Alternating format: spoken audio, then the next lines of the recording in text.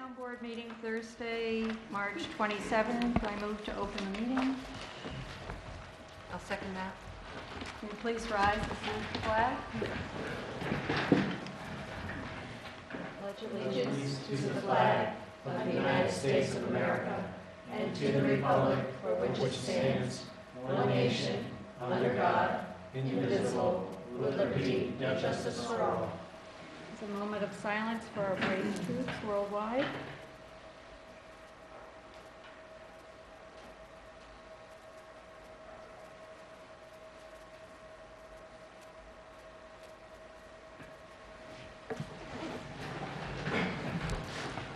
Emergency exits are to my right, the door you came in. There's also another door in back of the town clerk. Roll, please. Councilman Purdy? I'm here. For a reason. Councilwoman Doyle? Here. Supervisor Purdy? Here. Councilman Delango? Here. Councilwoman Hitzelberger?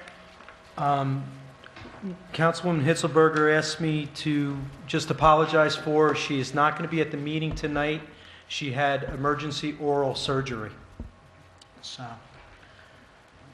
Public comment? Is there anyone signed up? Okay, we go to the reports, town clerk report. Good evening. I'd just like to give the reminder out there that on April 10th, the RFP deadline for the concession stand, the ad was placed in the Poughkeepsie Journal and it was published on March 20th, 2014. To date, we've received one sealed envelope. As a general reminder, there is no burning per DEC until the eve of May 14th. With the DEC system down, there's a reminder that that we can't do them here in the office, but with fishing season opening on April 1st, you may apply online at licensecenter.ny.gov to obtain your fishing license.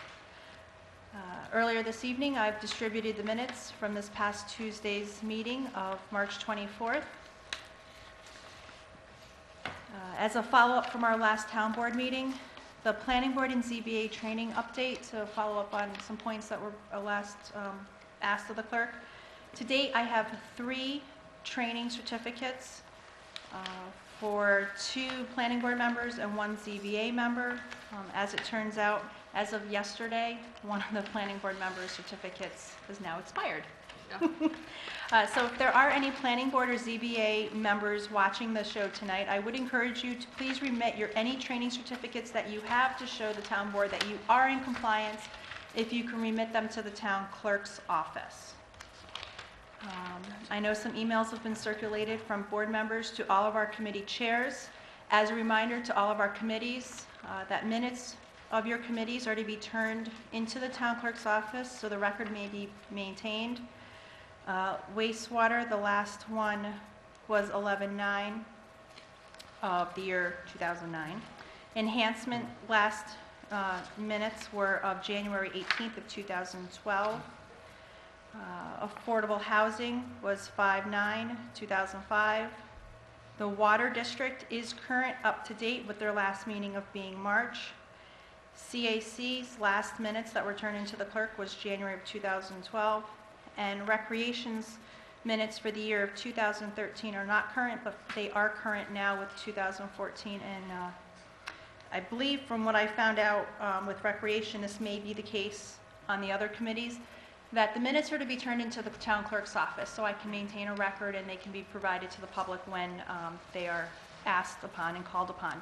And they were being turned over to, last year the recreation was turning them over to Mary. So they were getting put up on your website, but unfortunately I wasn't getting a copy and stamping them in received and doing due diligence.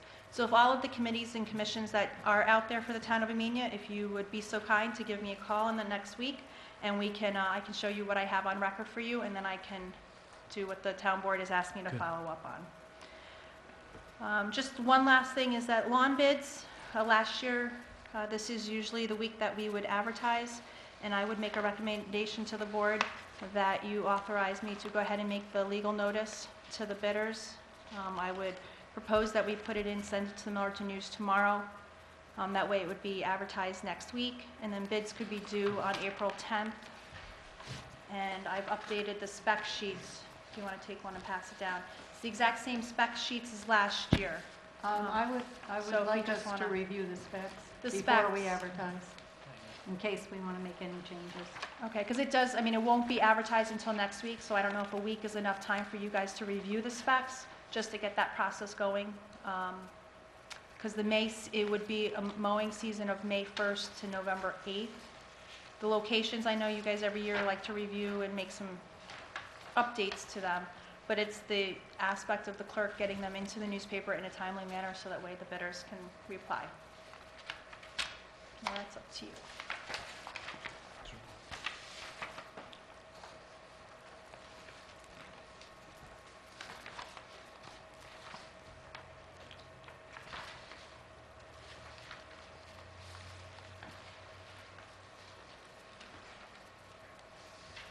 Does anybody see anything offhand that we need to change?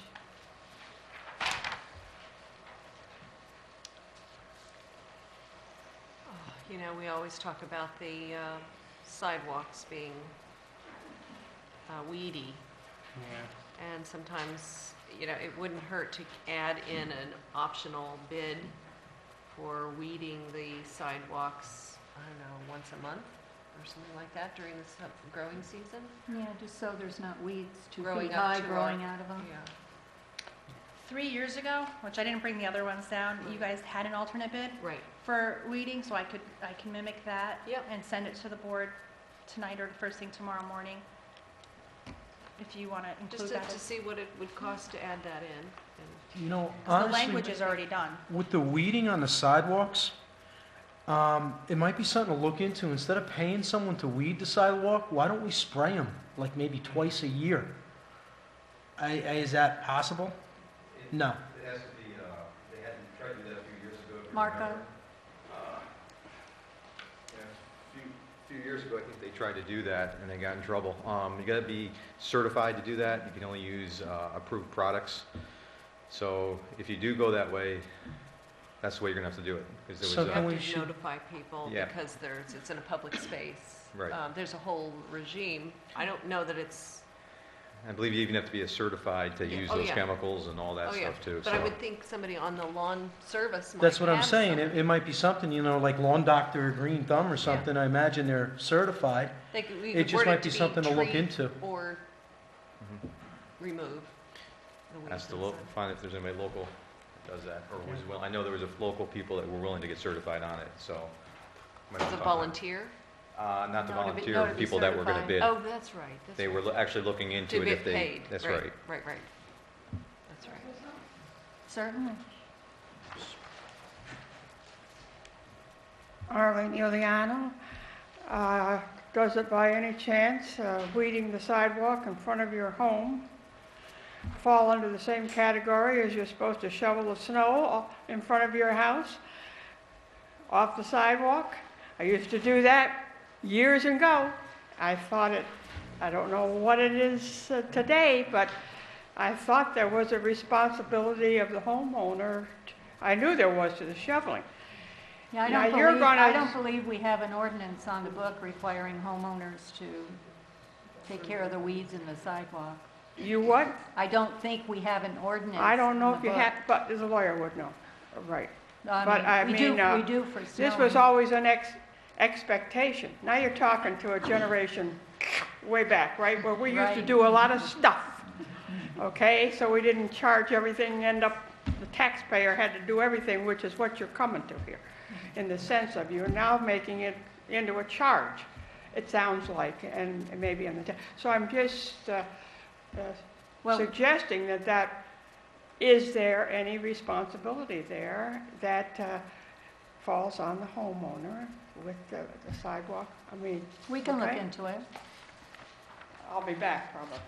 But what we'll do is, Gee, you guys are- maybe we can make a motion to allow the town clerk to advertise the bid specs with an alternate option for doing the sidewalks so that it wouldn't necessarily be included in the bid. Okay. You know, they would give us the price for the lawn mowing bid and then give us a separate price for doing the sidewalks, and then we can decide when the bids are open. I make that motion. I'll second that. Councilman Delango? Yes. Supervisor Perotti? Yes. Councilwoman Doyle? Yes. Councilman Perotti? Yes. Corrections absent. Motion carries. And I was unaware if you guys wanted to make a motion on the minutes this evening. Yes. I make the motion that we approve the minutes of, what was the date? 25th. March 25th. March 25th, 2014. I second it. Councilman Delango? Yes. Supervisor Perotti? Yes. Councilwoman Doyle? Yes. Councilman Perotti? Yes. Corrections absent. And that concludes my report. Thank you. We got extra papers. I just made a whole bunch. No, these are different papers, not the, just pass those down. Okay, Highway Department report. Stan isn't here this evening. Mike and I met with LaBerge Associates regarding the highway garage, down at the highway garage. They're looked at all the surveys and all the information we had, and look at possible other locations, and they're going to give us a proposal. We're trying to get proposals from at least 3 organizations so that we can have an idea of not only what, we know what type of highway garage we want, but where it will be possible to put it. LaBerge Associates is familiar with the town. They did our water tower years ago, and so we'll be waiting to see what proposal that they give us. Building Department report. I don't have anything.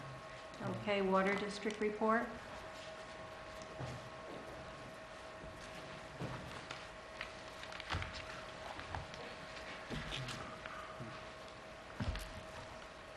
May Jones, Chairman of the Water Committee. Tonight, I'm going to give a different kind of report. I am going to speak to the people out there that are listening, the people in the Water District. I'm going to tell you how your water district is run and in what condition it is in. So would you please give me about 5 minutes of your time? The committee is made up of 4 members. 3 of us happen to be ex-councilmen, and we live in the water district. We have asked the water operator to be part of this committee. He reports to us every month, and he tells us exactly what's going on. Therefore, we can give you good service and the best water there is. We have 2 liaisons, 2 town board members that also attend our meeting. So there's a total of 7 of us that meet once a month.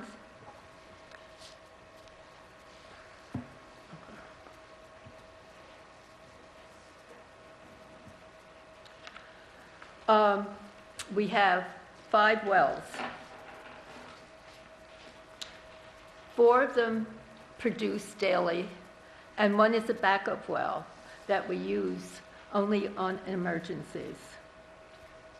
Our water tank holds 200,000 gallons of water. Of it, we use anywhere from 80 to 100,000 gallons per day. We have over 300 service lines, and we serve over 1,000 people.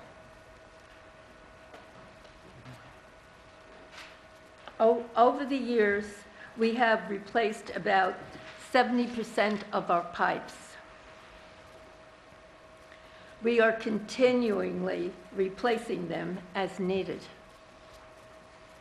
Over the last 4 years, we have had approximately 6 water main breaks.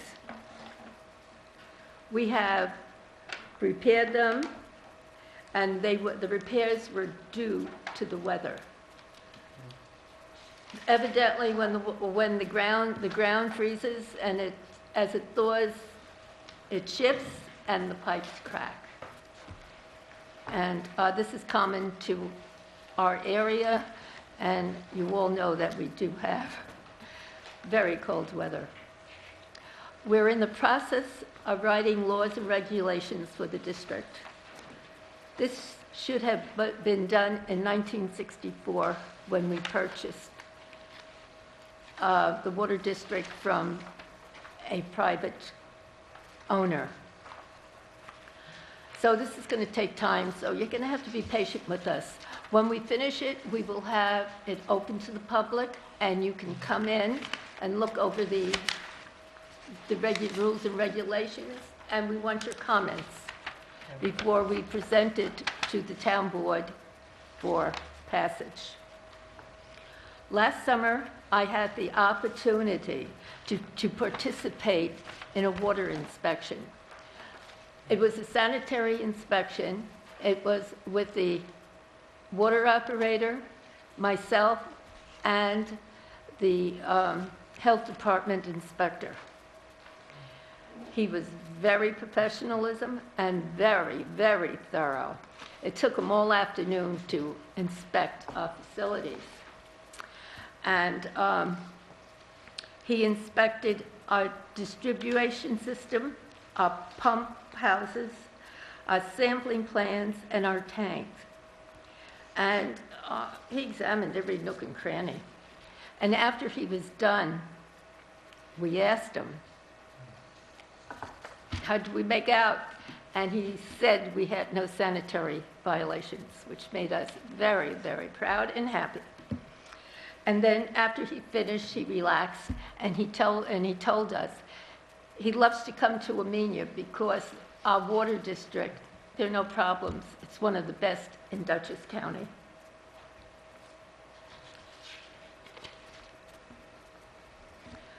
In April, we are sending out the annual water quality report that will be included with the billing. At the present time, we are not going over the billing rates. And I want you to know that we have the lowest billing rates in Dutchess County. And we have the best quality of water. So when you turn that tap on, don't be afraid to drink that water. The district is being run efficiently, and it is in good condition. Now, I have two reasons for making this speech. Reason number one, I want you to know that everything is running efficiently, effectively, and the water is in very good condition to drink. My second reason for doing that, there are a lot of rumors going around. I don't know if you've heard them, and misinformation. So it was important for me to give you the true facts about the water district.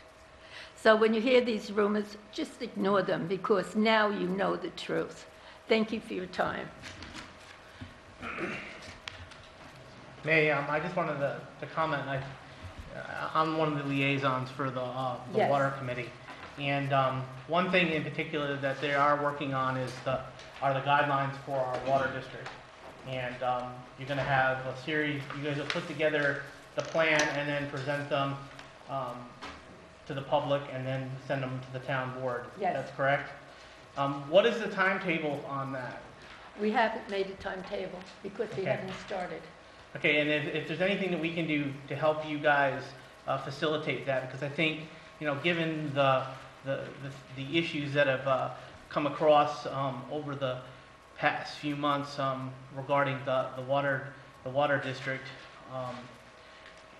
that is something that's huge to be able to help the operator perform his duties efficiently without having the concern for recourse for people in the public who do not wish to follow the guidelines that we have, both state and county, regarding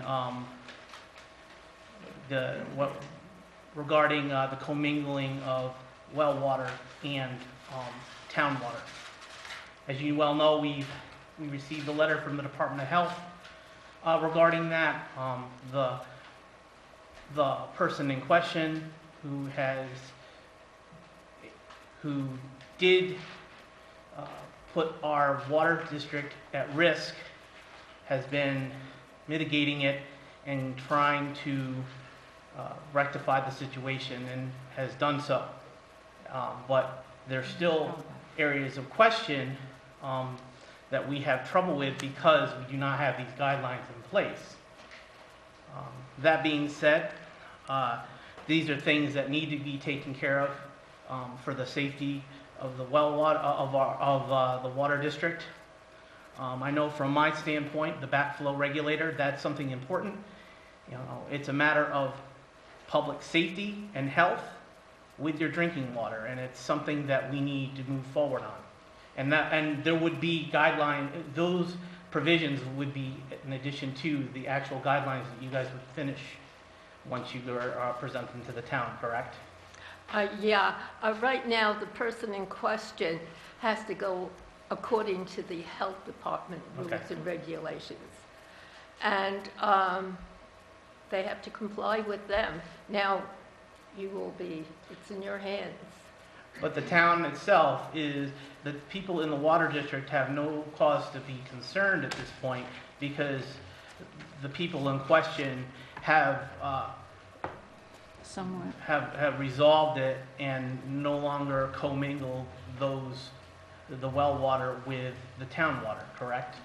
I don't know. It's out of our hands. It's in your hands Okay. now, in the health department's hands. Okay. Okay? Any other questions? Actually, I have one other thing for the highway department. The highway superintendent would like to put surplus equipment in floods auction to be held on March 29, 2014. They were going to put in a 1972 Ford fire truck, but it currently doesn't start, so they're looking at dealers who would come and take it for scrap, and they're in the process of getting 3 bids for that. The 2 items they would like to put in floods auction are a 1989 Caterpillar E70B excavator and 1 3/4 yard Smith sand spreader. And I make a motion that we put these 2 pieces of equipment in floods auction on March 29, 2014. Second that. Councilman Delango? Yes. Councilwoman Doyle? Yes. Councilman Brody?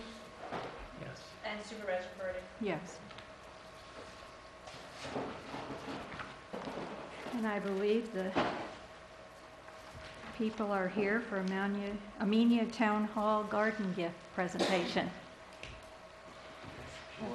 Yep, you're on. Leo Blackman and Ken Montero. We should have reversed this. Big unveiling.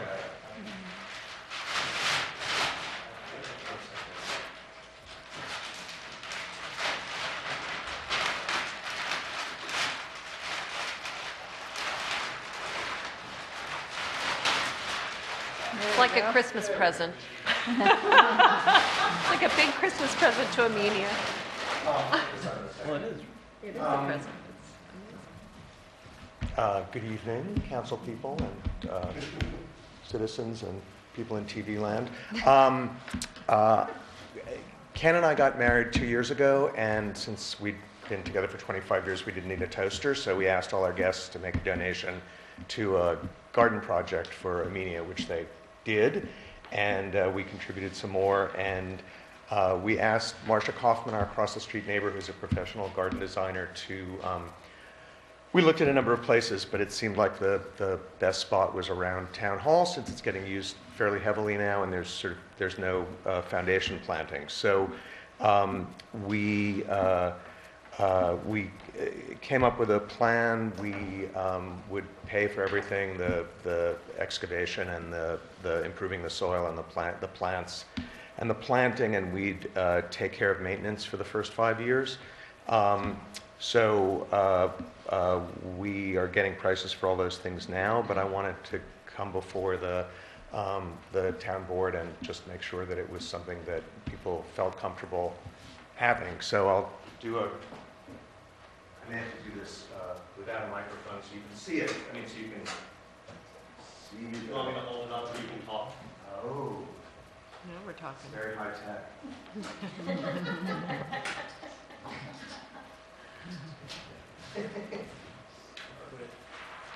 Oh, look at that, there's other stuff in the room, I wonder if that's complicated. Okay, those are extra copies. All right, sorry for the... I'll send you this. Okay, I'll send it from the mic. Okay, so this is the front of Town Hall. Marcia tried to choose plants that were all hardy and required very little maintenance, so presumably pruning in the spring and cleanup in the fall, and some in-between weeding for the first year and watering. Basically, we made a wide bed, or we're proposing a wide bed in front of the town hall. There's a whole plant list, but a lot of the shrubs or hydrangeas. The trees that would be in front of town hall, the main piece of town hall, would be dogwoods, and at the two ends would be crab apples, like exist on the main streets in Amenia, and then there's a variety of grasses and sort of ground covers that would make up the rest. There'd also be some benches and some seating on the paved area in front of the town hall, and I think there's some climbing hydrangea on the building in a couple of places. And then the second board shows this side of the building, the south side of the building. And again, it's mostly shrubs along the building. There are crab apples at this end and a row of crab apples at the end leading towards the playground. And there'd be a couple of columnar evergreen plants to either side of the main entry to the gym, and some climbing hydrangea in the middle. And that's the gist of it. I mean, it's removing a little bit of concrete in order to get plants at the entries to the building. But other than that, it's just working within the existing sort of bedding area of the town hall. So if people are amenable to that, we would try to get it planted this spring. So that's the story, unless there are questions. No, it's lovely. Okay. It's lovely, Beautiful. and it's overwhelming. It's beautiful. Yeah. It's a What you- beautiful plan. Yeah, we're very thankful that you guys decided to do this. It's the more I'm here at the town hall, and this is really truly becoming a community center for our town, and this just adds to it and enhances it immensely. Thanks. Oh, there's one piece that I forgot, which is that I know that Gretchen had sort of arranged for some sort of a conference of people who are have irises, right? And so we had made we're proposing a bed across the other side of the parking area here to that memorial stone for the two girls. What's shown kind of lavender on the plan, which would be beds specifically for the irises, because those require more care than the rest of the plantings would, so that way they can kind of be taken care of on their own, and it provides sort of some connection and sort of a reason to go to the stone. So You're going to take care of it? but not the irises. The irises, I'm assuming, Whoever cuts, weeds the grass. No, apparently not them. No, I think that Gretchen had a particular interest in the irises, so I'm assuming. But I mean, that's certainly something that we could water and take some minimal care of. He's a great guy, but they does great things, but that's a lot of stuff to take care of, We're going to pay for someone to take care of this for the first 5 years. as long as, if you're here. No. We're not for the going first anywhere. 5 years. We're Not not- me. Oh, Yeah. well, that's fine, but 5 years becomes 6 and forward, because whether we're here or not. Well, the plan is that these are very low maintenance plants, and after 5 years, they should be well established, and they My experience as a gardener is after about 5 years, it becomes pretty easy to take care of. So we'll talk to the town in 5 years and see what happens from there. Well, in 5 years, this is going to enhance the town hall. We're going to be making some upgrades a little at a time, and we should probably within the next few months, we may have some pretty viable tenants renting out the rooms in the town hall. So that would be providing income for the maintenance and upkeep of the building. Plus, I may be retired by then. It'll be the only thing I have to do. I'm retired, but I may have to leave here. The way the taxes go up every year. Well, I believe we need to Accepted. accept it. I would also mention that one donation begets another donation. I see Leslie here, and I was just in the planning board room, and I saw the beautiful drapes that she donated to that planning board room, and what a difference. I mean, one donation begets another, and it's just the tip of the iceberg. I really feel there's more, curtains that have been donated to the auditorium, and this is just an exciting, huge move forward for the town of Amenia. And the plans Beautiful. that Silo Ridge has, to help us out with upgrading Auditorium. the acoustics And Marcia donated her design services. And Marcia donated Yeah, that. I mean, thanks. really, we could go on and on, but I think it's really a great role that we're on, and this is just the biggest one that we've had to date, and we just are so thrilled. It makes a big, big difference. I make a motion that we accept this wonderfully generous gift that includes the planting and the 5-year maintenance and for the Amenia Town Hall. I second it.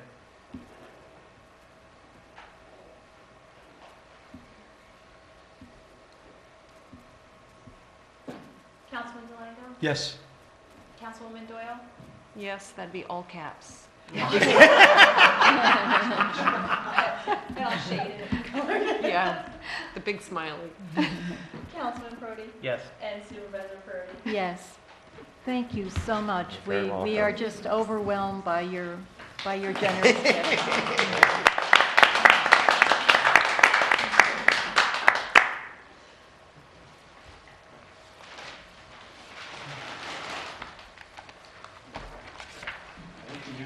Thank you. Have a good day.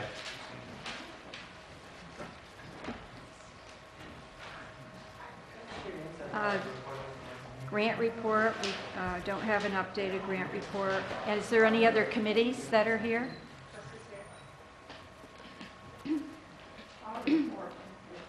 Okay, after Chris. Chris, Amenia Recreation Chair. That's going to be a hard act to follow, but I just have some information to give. We do have our basketball program Fridays, 5:30 p.m. to 7:30 p.m. We have approximately 20 people that come to that. Sundays is 8 a.m. to 10 a.m. There's about 10 people. Baseball opening day is April 19th. There'll be a parade that's coming through town. Lineup will be at the Amenia Firehouse starting about 8:30. I think step off is at 9, what Christine told me. April 13th at 10 a.m. is cleanup day over at Beekman Park. All are welcome to come. We could use, anybody. All hands are, welcome. What time is that, Chris? That's going to be at 10 a.m. 10. I'm sure Christine and her boys will be over there along with all the coaches and whoever else could come. We have the pitching clinic still going on. April's the last month. They're Mondays and Thursdays, 4:30 to 6:30 here at the Town Hall Gym. April 12th is Easter egg hunt here at the Town Hall. Easter egg hunt's probably going to start right around 10 a.m. If you want to participate in the egg hunt, please come right before 10 a.m. because it goes pretty fast. There'll be other activities from 10 to 12. There's a movie, face painting, some crafts, and just a general get-together here at the Town Hall. And last movie night will be April 4th. Doors will open up at 6 p.m. Movie starts at 6:30. Again, it's free, the popcorn. Please come, support. It's a great little function. People sitting there in their pajamas sometimes, so it's pretty neat to watch. And then last thing I have is recreation meetings will be officially the first Monday of each month at 6 p.m. And the next meeting will be April 7th. Aye. And that's it for me. Thank you. Wait, you got a question for me? I was trying to get out. You know what I'm going to ask about? I'm going to ask about where we're at. I know that the supervisor's been working with you and with the DEC situation with the playground. That's the project that's near and dear to my heart. That's something I would like to see move forward. And I'm just trying to see. They gave a great presentation. Architects came out and gave a great presentation. They have a really nice plan for our new playground. And I just would like to know, where we're at as far as, moving forward with this. I know Supervisor, Councilman Delango, John Fenton met with DEC, and I believe John's in the process of filing for the DEC application for the permits. For a permit, And yes. that's about all I know, Steve. That's where we are, because we met with Heather Gearloss from the DEC, who recommended that between the playground and the fence that we put some type of vegetation, like shrubs. And she said that the new playground could go where the existing playground is, but there needs to be, a plan. We have to have a plan that's drawn out to spec for the existing equipment and where the new equipment is going to go. There also has to be a plan in place for the sand and, how we were going to remove it, and also that the drainage issues with, from the water from the roof that comes down the downspouts and into that area. So all of that has to be incorporated into the permit process. So we're in the process of looking at the permit process, see what needs to go into the permit, and that's where we are right now. Well, I have one thing to add to that, is now that we just had that beautiful donation of flowers and plants and shrubbery, maybe for that drainage water off the roof, we can do a recycled water bin, collect all that water, and then you have water for all your shrubs and flowers around the building. Well, And one that of the should take care of all of that problem. Well, I don't know if we can do that since it comes off the roof, but one of the things that Heather did make a suggestion of is we could do a rain garden there. I know. So we could look into that. I know down in the Wingdale Park, they have a building there, and they collect all their rainwater off the roof.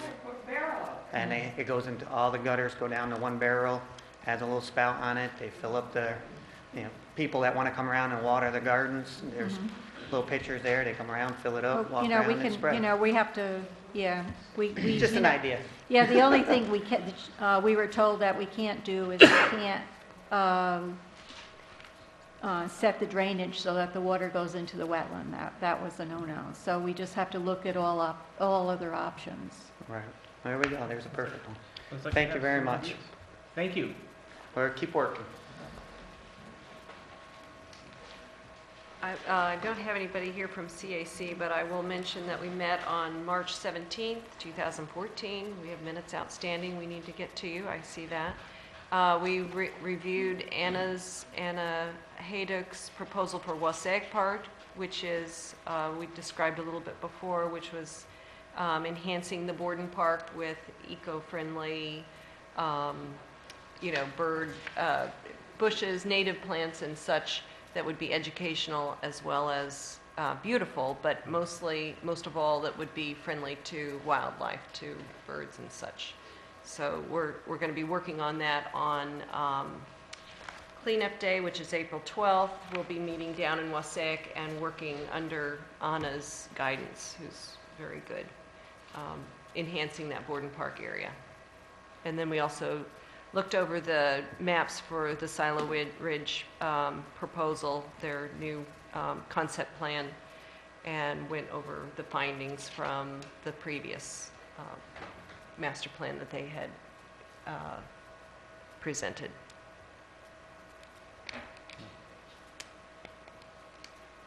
Is that all the committees? No. Oh, okay. Well, you got to get up I don't there. know what else, because you don't have it. You're a committee.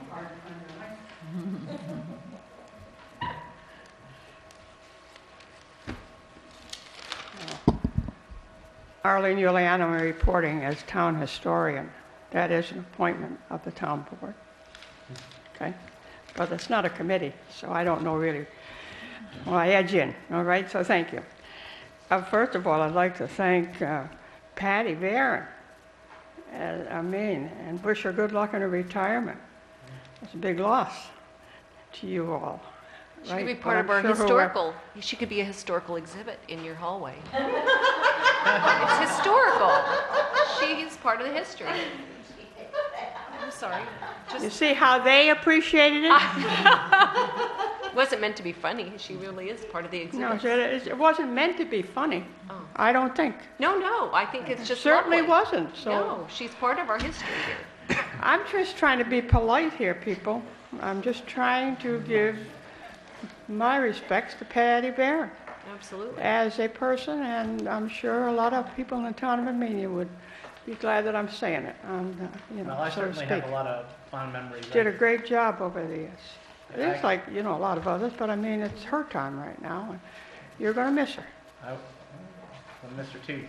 I actually had the privilege of working with her up in many years ago. And also, and again, I haven't been to that many town board meetings. I am a town appointed, person, and I come periodically, and I haven't had any legal issues. But I always thought Eon did due respect for your new lawyer, but I always thought Eon was real, it was nice that he was calm and cool and come across in a very measured and intellectual way. So, but on the other hand, I understand, and it's not my choice. Administrations do change lawyers. But I thought he was pretty good, and so I just wanted to say thank you to him. Okay. Some announcements here in regard to basically Dutchess County history. And I just want to mention that in June 7th and June 8th, and that's a weekend, and then the following weekend, June 14th and 15th, is called Pass-Through History Weekends. This was done last year, possibly the year before, where Governor Cuomo invites New York Path Through History theme, which I use all the time as my writings, as a reflection of this particular aspect of the historical years right now. Anyway, I don't know if there's anything going on in the town. I know there's Strawberry Fair, but but I don't know if the town of Amenia would like to get plan anything under that particular theme, Path Through History, on those particular weekends. Last year, apparently, around the county, there were events. I don't know if you guys got anything. And what weekend is it? Pardon? What weekend? I'll give you a copy. Okay. Okay? I got it here for you. And the 14th. June. Anyway, it's big weekends that celebrate history, countywide. And if the town of Amenia wants to get more involved, maybe you do. Maybe other organizations want to. Well, I know that in July the fire company is having a big event here, whether that's like here. Yes, they're having a countywide convention. We haven't gotten involved that I know of, other than Thank you. Brandon. Path Through But I'm History. just, Huh. part of my job goes beyond the town of Amenia, and I do try to do that here to a limited extent. But it might be something you all want to think about. Oh. I gotta give one to the town clerk, or it doesn't go in the minutes, right, Dawn? Well, I keep a copy of it. You have All your own right. folder. That's right, that's what you told me. That's important. But maybe there's something when you as a board can think about, and if there's anything we can do, or any organizations want to do anything using that as the theme.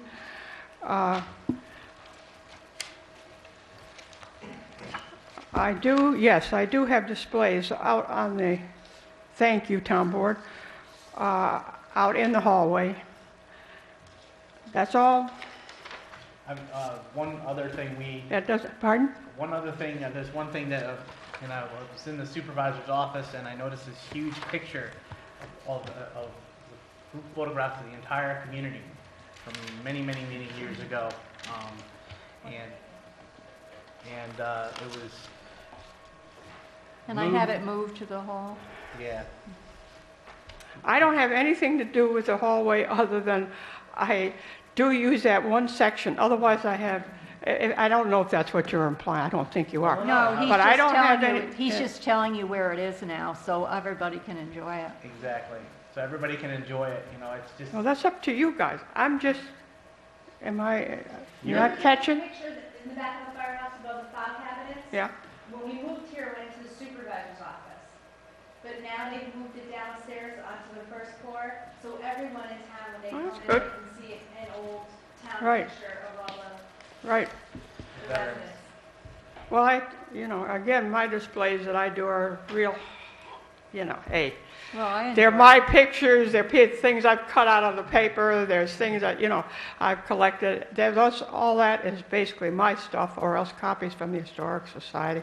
And I think up the theme, whether I'm doing the right thing all the time or not, I don't know, I try to. It's excellent. But It's excellent. it's just, Oh, I I've had enjoy some it. good comments, and obviously, the hallway has gotten a lot of things out there now, thanks to the the pictures you have.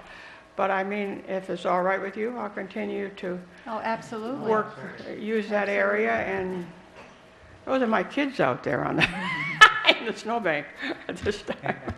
But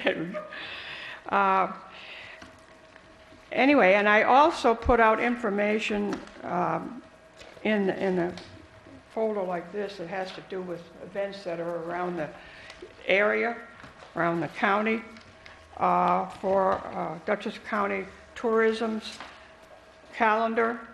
I mean, I leave it out there, you can look at it. As an example, I think it's May, they're going to have one of those brochure changes again. I don't know if you all remember, that's where last year the town printed an extra copy. We updated the brochure, and I brought copies out there. And I will make every effort to attend again and bring whatever anybody in the town of Amenia wants me to bring that would be advertising, that would be appropriate for a display area that people around the county could drop in and pick up if they wanted to on that particular day. Last year was at the Children's Museum. This year it's in another setting. But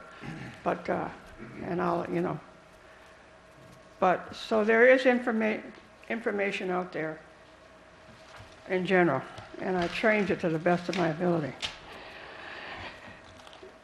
Now, I do have a question here about this history spot thing that, I don't know if I suggested it, if you guys followed through on it. We were going to put something either on the Channel 22 or someplace, and now you must excuse me, I'm really not sure where, we didn't get very far on that.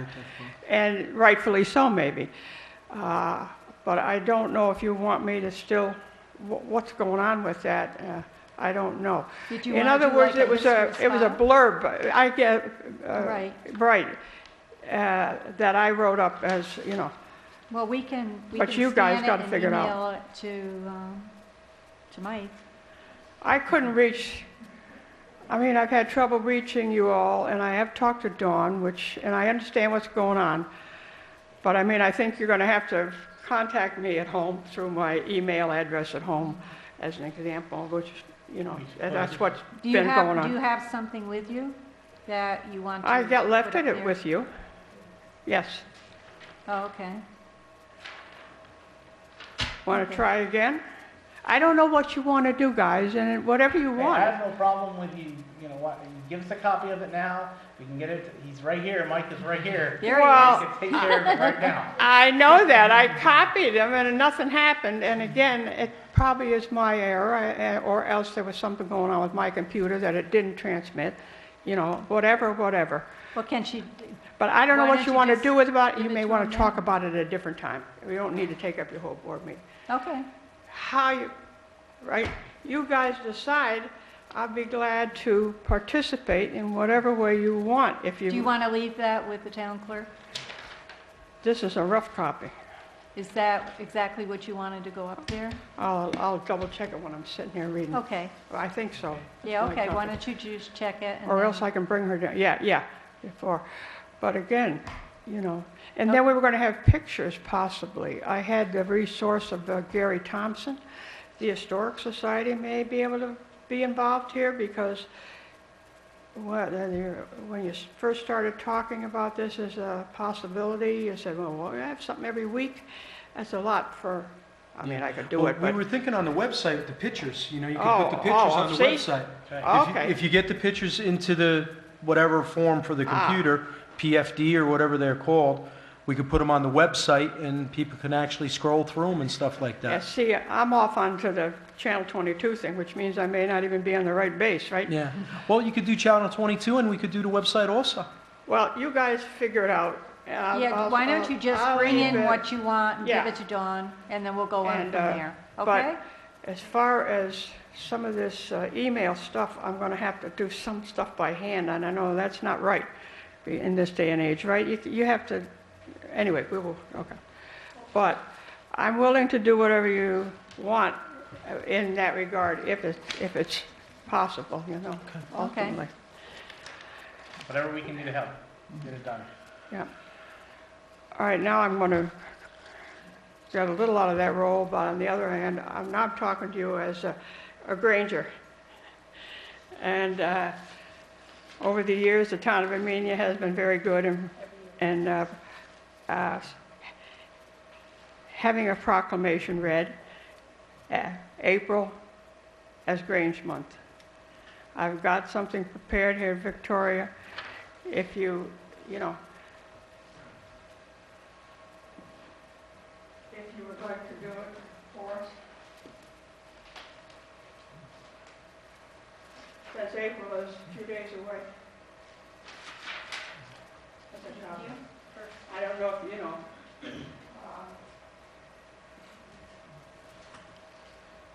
But the Grange, like so many, you know, is voluntary. There's a lot of volunteer work in the community, like a lot of other organizations in this town and a lot of other individuals. There's a lot of people out there doing things that they don't come in here and expect to get a big credit, you know, or it's just so small that they don't think of it that way. But I think it's great what you just were presented with the flowers. I'm not a big supporter of that, that's obvious. I don't think you need to get too much involved with this kind of stuff. You're going to, taxes around, you're going to have to upkeep it.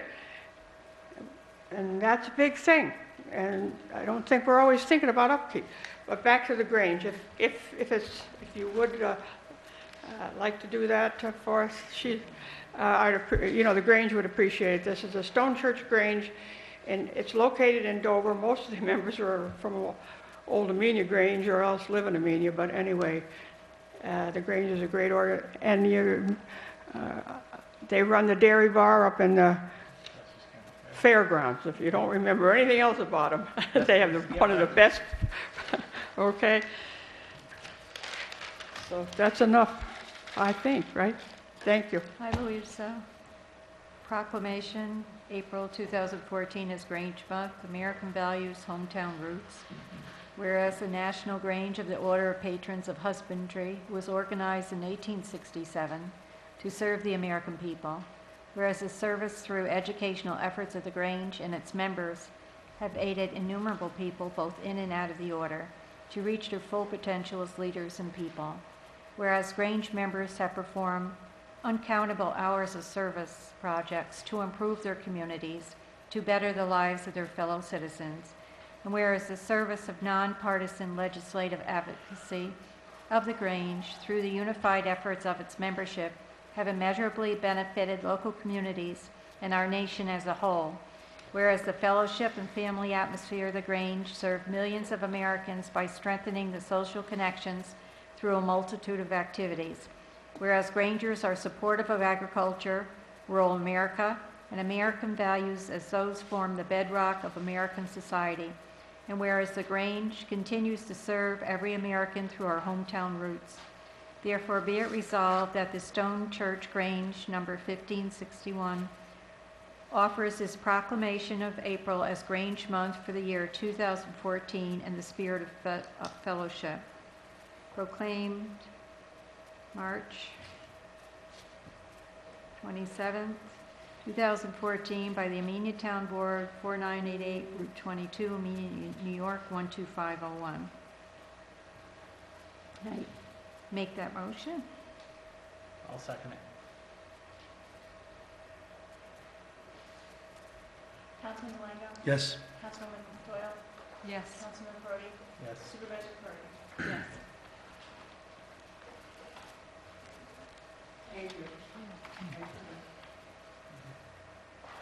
Okay, the next item on the agenda is Animal Control Officer. When we went to have our payroll certified in December, we had a couple of items that were only temporarily certified. One of them was because someone appeared on our payroll as a dog control officer, and Dutchess County Human Resources does not recognize that title. And so I'm working with Dutchess County Human Resources. What we needed to do is actually create the animal control officer and do a new position duty statement, which we submitted to Dutchess County Human Resources, and we have on their roles as the position of animal control officer hourly in the competitive class effective 2/28/14, which we were required to do.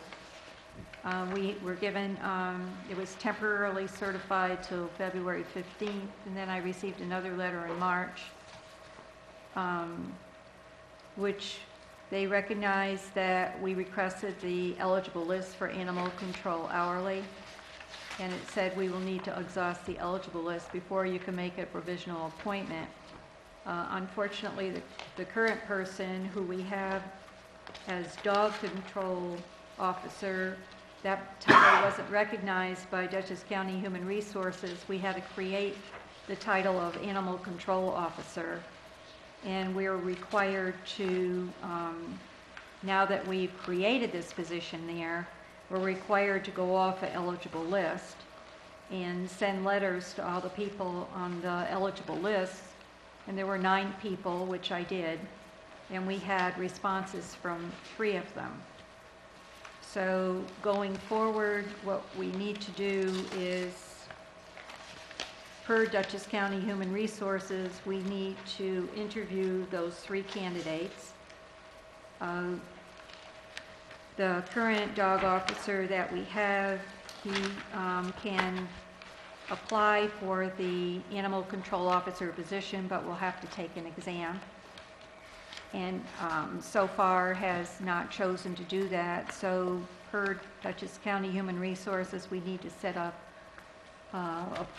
interview times to interview the 3 candidates that responded to the letters, to asking them if they would be interested in a position for the town of Amenia. So if we could get some interview times where people would be available, or days. Somebody said they were not available the first week of April. That was Gretchen, I think. And she thought the last week of March, but I don't think we can. I mean, this is gone. Yeah, we're Gone. Yeah. So I don't know if we want. Can we wait until the middle of April to maybe the second week of April? We have a town board meeting on the 10th, or science night. I'm not sure if we're going to go to the Hoadley exhibit or change that board meeting. Okay. We'll be out on a Tuesday. You're here. You could do it on Tuesday. Yeah, Tuesdays, Thursdays, and Fridays. So will What about the first week in April? Is anyone else available? I could do it any I day. mean, I'm okay with that. There's a planning board meeting on the 3rd I'd like to attend, but other than the, you know, Monday, Tuesday, Wednesday, or Friday. We're talking about the first week of April, or, Yes. First week of April. so Tuesday, it's the first. Mm-hmm. Just if I had a couple of days, you want to try for the Tuesday, the 1st, or the 8th? Or Tuesday's better for everyone? That works for me. Because the planning board's on Thursday and the 3rd, right? You're right, so you Yeah, want, is Tuesday? Tuesday's fine with me. Okay, so we'll try and schedule appointments on the 1st or the 8th. I can do the first, not the And you're set, Mike, right? Yeah. Excuse me? Right, Want to start at 6, since she's not. yeah, 6, 6:15, and 6:30? yes. 6 is fine. 6:15, 6:30? And you'll just get me the names, that way I can. Okay, do I'll have that. Annette give them I to can do you. that tomorrow. Okay. Well, I can give them to you tomorrow. The other thing related to dog control officer, in the beginning of the month, I received an email saying that our contract with the Dutchess County SPCA had expired on December 31st, 2014. I had them send us the new contract for 2014. I believe I sent it to all of you. So I just want authorization from the board to sign the 2014 contract with Dutchess County SPCA.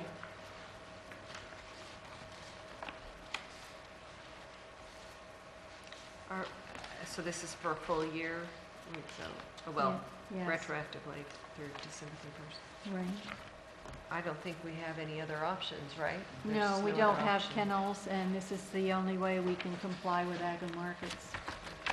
So I would make that motion that you enter into this contract with Dutchess County SPCA until December 31st, 2014.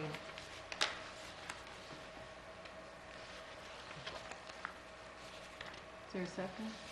I'll second it.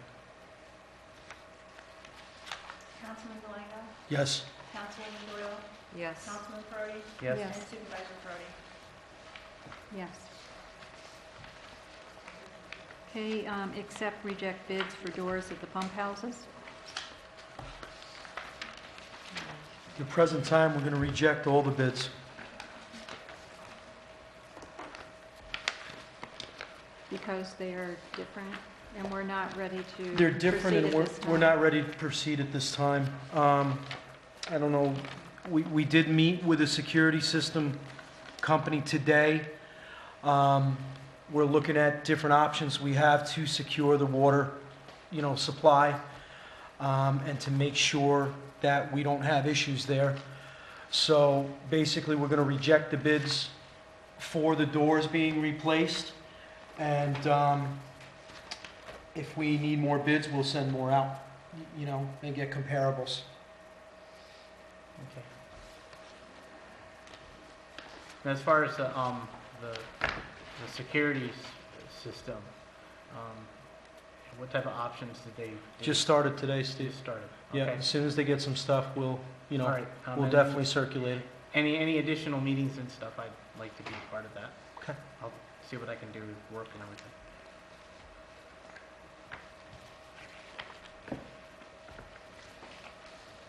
Okay.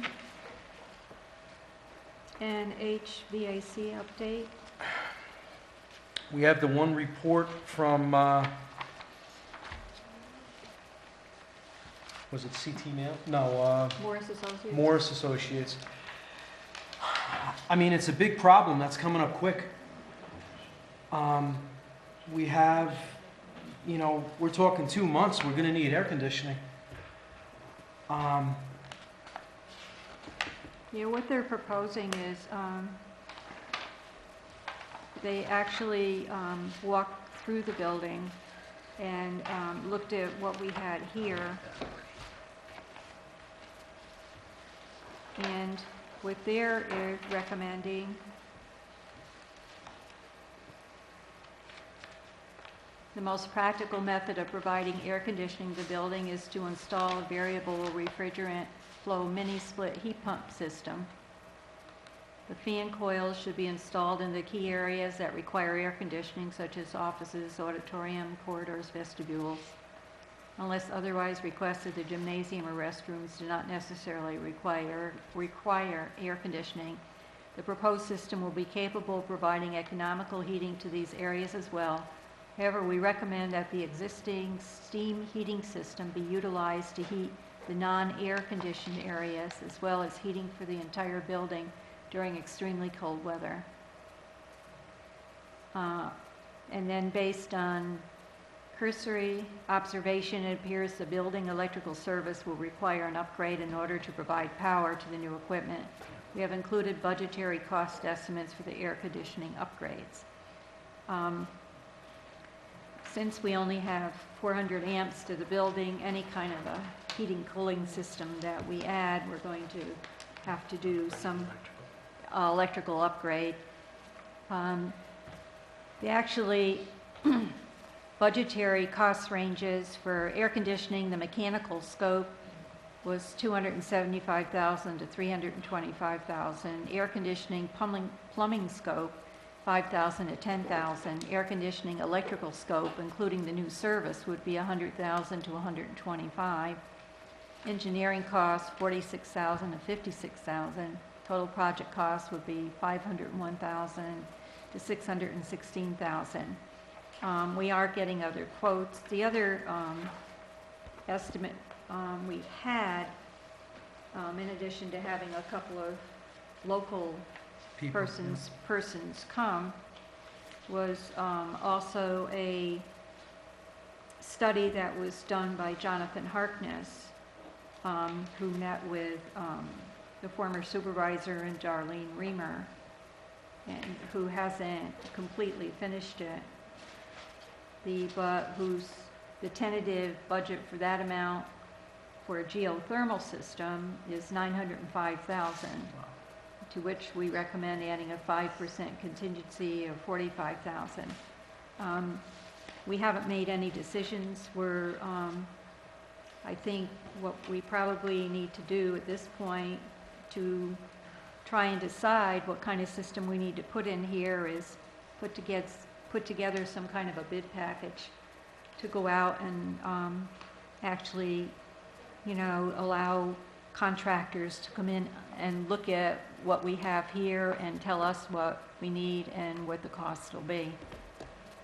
And I think we need to do that sooner than later.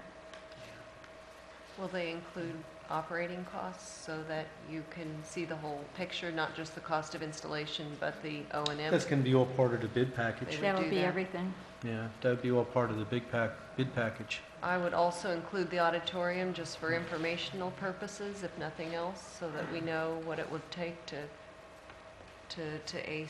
put AC in that room. Yeah, yeah. So, I guess we go out and get some more bids, right? Yeah, proposals. And see Proposals. where we need to go, so, because we're gonna have to bid it out pretty soon. Don't we have to advertise? Yes, we do. Specifically for that? Now, should we set in some kind of contingency plan if we don't make it by the time summer arrives? I mean, I know we have all these window units and stuff like that. Are we sure what works and what doesn't work? I mean, are we buying a couple new ones if we have to? Well, we don't know. We can look at what we have. We haven't done that yet. Because, I mean, realistically, I don't think this is going to come about by summertime. No. I mean, I don't know how long this process takes. By the time we put it to bid, by the time we advertise and everything, I mean, I can't see it being nowhere near time for summer. Well, we don't know that at this point. Okay. So I guess we'll get the proposals out and see how quick they come back? Right. Okay.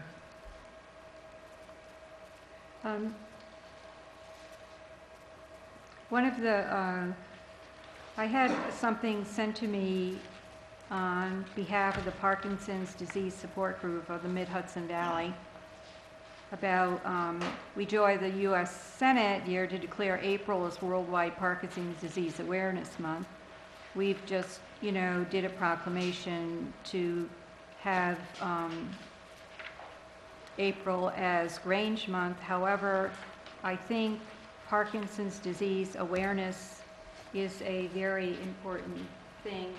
We do have pamphlets for people with facts about Parkinson's disease and the Parkinson's Disease Foundation that we will have back on our table where we have all our pamphlets, if anyone is interested for this worthy cause.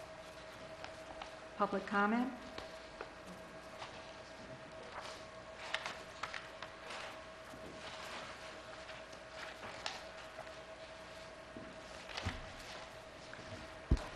Good evening, Cheryl Morse.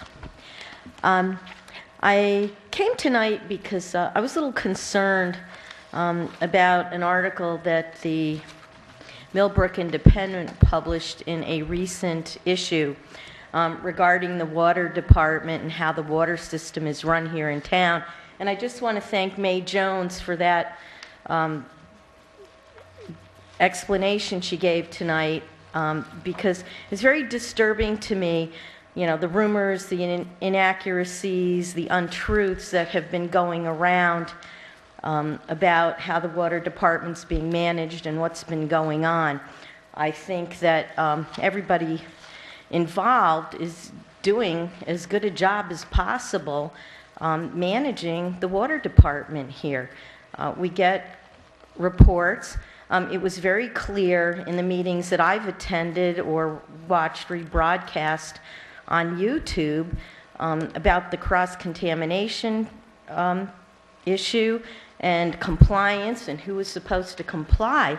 And in this article, they were stating that all the residents in town had to comply. That was not what was expected.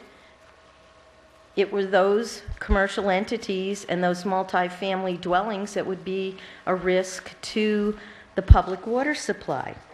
And based on what I've been reading in other articles, I found that the Millbrook Independent is a somewhat pretentious publication. That's my own opinion. And there's some blatant bias in their reporting. The inaccuracies and untruths are yellow journalism at their worst. And so much so that I question the suitability for the use of that publication in training puppies at this point. I think they owe the town an apology. I think that they should correct the information that they've reported in that article because it did not reflect accurately what's been going on here in town. And I just want to thank the board, the water operator, the committee, everybody involved for the good job that they do to ensure the safety of the drinking water here in town. Up until recently, I lived in the water district, and I never had a problem with my water. I was always happy to drink it. It was potable. It tasted good. And, basically that's all we need. And that our safety is ensured. So thank you very much for your time.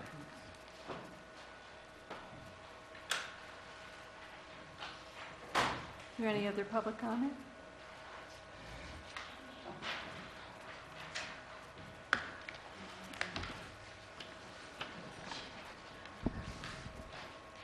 Arlene Giuliano, did you mention the rules of procedure for public comments and I missed it?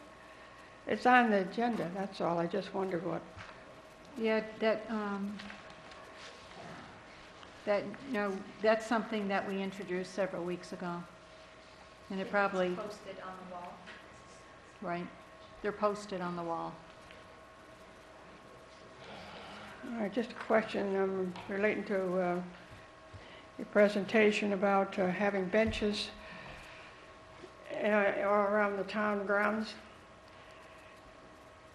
People, what does that do to your insurance? They do invite injury. You don't see I don't think, in too many places, public places, other than parks and what have you, even in the city of New York, where such things as benches are put around. You know, I know it looks nice, I know you've got, you know, and this is a theme that you guys really love, and that's good for your perspective. But you're talking about town people, and we got to, you know, it's what you're talking about is all of us. And I just re-question, if you're going to put benches all over the grounds out here, and somebody falls off, is our insurance going to cover that? And I presume if that does happen, boy, will that insurance go up. But I mean, I'm just trying to, you know, you got to be a little, in my opinion, my humble opinion, and I know I'm in the wrong generation, but I mean, you really got to be careful of some of these kind of things so that while it sounds great and it's a good idea and people may like it, unfortunately, there's the other side, and that you're going to, what is your responsibility to something like that, or ours? Is there any other public comment?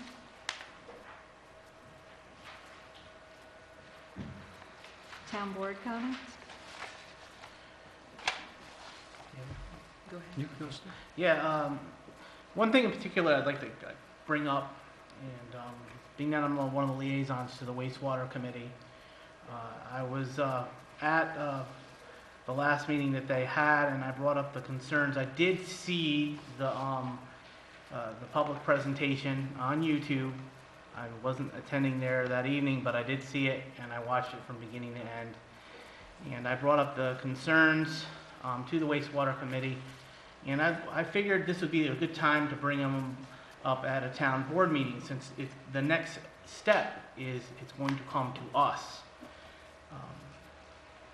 I have a problem with the current proposal. I think there are too many questions about the cost it's going to have on the people that are within the district. But that does not mean that I am not in favor of having a sewer district. I'm very much in favor of having a sewer district, but it needs to be done in a way that's cost effective for the people within that district. One of the things that I question is how come some of the biggest players are not in the sewer district? The Plaza for one, Hudson River Health, HD Page, Welch Sanitation. It seems to be a pretty small district, and the response that I got from Mr. Mills was something to the effect that to have a commercial element into the sewer district limits the availability for us to get the interest-free loan for $3 million. I think people are so, I believe that the wastewater committee really needs to take a step back. I know that they've been doing this a long time, and they've looked at all of the viable options, but in the course of progress that has been made in choosing a system, our needs have changed, and I think we need to take a look at things from a standpoint where they're going to benefit the community. You know, people act like this $3 million, oh, it's interest-free, but that's still $3 million that we're going to be in the hole for, that we're going to have to pay back. And plus, there's this $1.4 million bit of money that we're trying to raise to make up the difference. I've talked to people, I've actually talked to our water operator, who is very much experienced when it comes to this type of system. The man actually is involved, that's part of his business. Why aren't we utilizing his talents? Why aren't we asking his questions? Why are we using a system that is, the people that install it, they're based off the West Coast? From my understanding, there are a lot of questions, and I think the taxpayers that live within the district are rightfully, they have a right to be concerned, because you know, I heard at the meeting that they want to have this go through. Oh, well, we'll hook up Freshtown after the fact, or we'll hook up the plaza after the fact, or all these other business after the fact. Well, that's not going to help the taxpayers that are in the district right now. So I think as a town board, I think, you know, we need to take a little bit more of an active role. This is a wastewater committee, not a commission. And maybe take a little more of an active role in what's going on, because ultimately we're the ones that are going to be making the decision on this. And it's something that we need to look into. I kind of have a question for our water operator. Can you explain to me, can you go into a little bit more detail about the system that they're proposing based upon your expertise? Yeah, the system they're proposing is, in my opinion, the right type of system. Compared to what we were originally going to go was putting a sewer plant on top of a hill. You really can't pump stuff uphill. It doesn't work that well. But this type of system is a much more economical system via operations, chemicals, maintenance. So it is the right type of system. Unfortunately, I do agree with you, Stephen. I think it needs to be reevaluated. When this proposal came in, we had a problem, and it was our own problem, and it was the water system that was the problem. We had no water meters installed. We had water leaks all over the place. We're blowing sewers and our septic systems out all over Main Street. We have control of that now. When the study was done, from what I was told about 20 years ago, we didn't have that infrastructure. Now we do. We've cut water usage down over 50%. We need to re-look at this and revisit it. So I do agree with you on some of the comments there. But the system is the right type of system, and the uniqueness of this type of system, it can be used in very different scenarios. One perfect scenario I can think of just from the presentation I heard tonight would be a drip irrigation system. You could use around Town Hall for the new vegetation that would go around. Other things you could use this for, if you put it in the right locations, would be drip irrigation for the ball fields. So now, Are you talking about the water? the wastewater. You're talking about wastewater. So Wastewater. you're talking about the gray water being utilized Yes, for water? absolutely. Okay, are you talking, I'm sorry, but I'm trying to follow, Yep. but I got lost somewhere. Sure. So you're commenting about the kind of wastewater treatment facilities that they are currently considering. Yes, it's the right type of And facility. you're giving us some input about that. Some input about it. But you're saying it is the right system, or it It's isn't? the right system. Okay. But like Stephen said, I think our needs have changed, and I think we're approaching it in a way that it's not as economical as it could be for the town. And I've worked with my team already on it, and we've made some preliminary proposals a few years ago to the committee, and the cost was much reduced.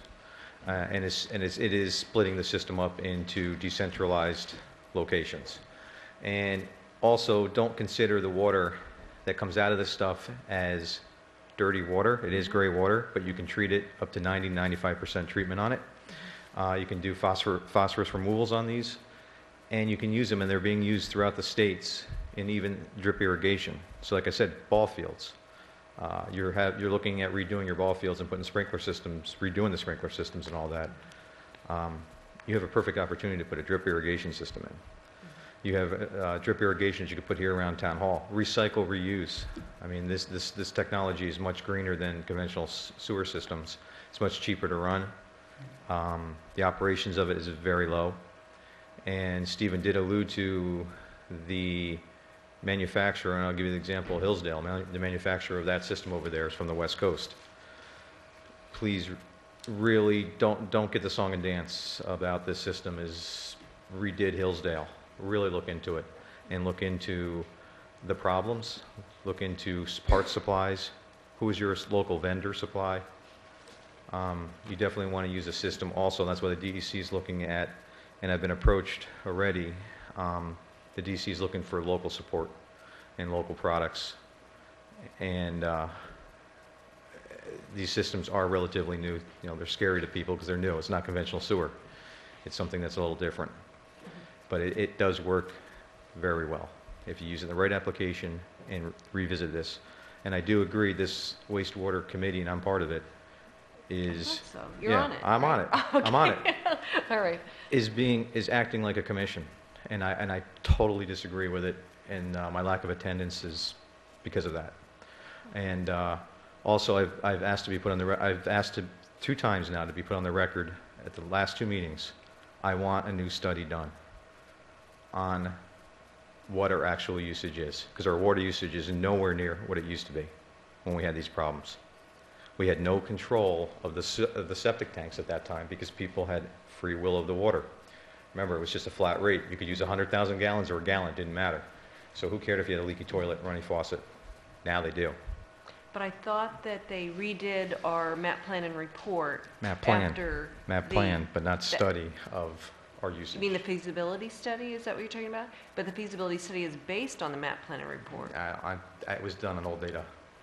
on I old believe. data. I believe it was done on old data. Okay, I will check with that, because Yes. it is important I- that they have the right water usage. And I've they're asked that basing already it. twice and to be put on record at the committee, and it was never in any of the notes there, and any of the... I will get back to you on Ed Mills and whether or not they used old water usage records or the current ones. I would like to see Okay. the data, the actual Okay. data. Thank you. Yeah. And the whole reason why I brought this up was, you know, if we're going to do this, we need to do it right, and we need to know all of those questions that a lot of people have need to be answered, and we need to do what's best and put in the system that's the best for Amenia. And so, thank you, Marco, for coming up and answering and clarifying, and so we can move forward, and possibly maybe get us on the right track. Is there any other town board comment? I've got just a report that I wanted to bring back to the town. I did attend the Northeast Alliance meeting on March 25th at 5:30 at Pine Plains Town Hall. It's basically a group of collaborating supervisors, local officials, and interested citizens who are coming together to meet on a regular basis to discuss ways that towns can help share resources, find mutual ways of cutting some of our expenses. We did immediately change our name to reflect some of John Nolan's observations when he met with it's town, Village of Millerton, Town of Northeast, Amenia, Stanfordville, and Millbrook. Those are the towns that are currently looking to cooperate because we're small rural towns of about 4,000 people, and we are all facing the same issues. And we changed the name to Rural Economic Development Initiative, which is going to be called REDI for short, R-E-D-I. So we would like to get a liaison, which Stephen, I think that would be great if you would agree to be. I'd be willing to serve as the liaison, and if Stephen would back me up, I think that's all they're asking at this point. But Sure. that'd be great. And we wanted to, some of the things that are currently bubbling and percolating. What was the name again, the new It's name? called the Rural Economic Development Initiative. It was originally focused on housing, finding workforce and affordable housing opportunities, but what we thought is if we make resilient communities, get jobs and such, people can afford to live here, and if we can find ways to reduce our costs tax-wise, then it will solve those issues for us.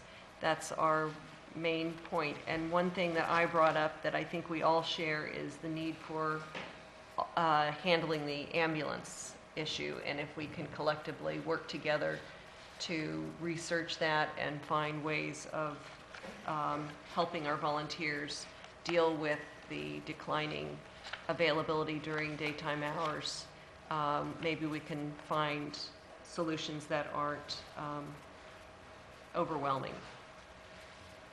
So that was my idea, but there are other ideas that are coming forward, and we're just at this point trying to brainstorm and find ways where we can help each other out and ways that we can maximize the resources that we do have. Do we have another date for a follow-up meeting? I don't. Okay. but I'll make sure that you're, so I would make a motion that I become a liaison and Stephen Perotti becomes the alternate for the Ready I'll group. second.